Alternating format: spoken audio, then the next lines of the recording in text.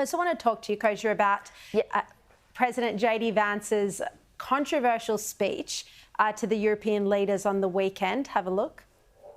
The threat that I worry the most about vis-a-vis Europe is not Russia, it's not China, it's not any other external actor.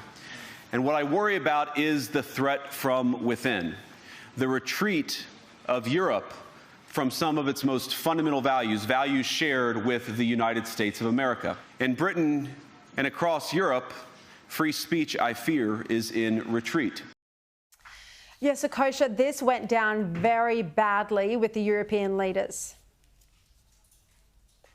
It sure did. He was very blunt and is again speaking from the pulpit of what the Trump administration is all about and what his entire political career really for the last decade has been about, which is, first of all, cutting back on this premise that 75 years after World War II, the U.S. still has to be a guarantor of security to the level that it is around the world. That has been an orthodoxy shared by both parties across the Atlantic for a very long time. So shattering that will not be easy, but that is his view. And then secondly, this principle that if we are allies, as we are, and we do share in this alliance to defend democracy, which has become sort of a catchphrase almost, what is it that we're actually defending when there are threats to free speech, when there is so much migration was another topic he touched on, so on and so forth. So he was laying that bare in a friendly way, but I would say in a very blunt, constructive criticism way. And so it's not surprising that the leaders didn't like it, but the people, I think, probably do see some common cause in what he's talking about.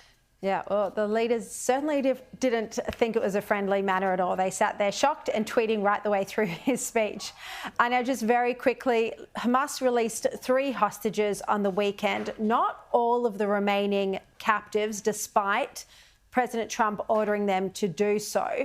Now, what happens now, Kosha, because we've got 30 seconds, but basically Trump has said he'll support Israeli Prime Minister Benjamin Netanyahu if he does want to go back into Gaza. 20 seconds.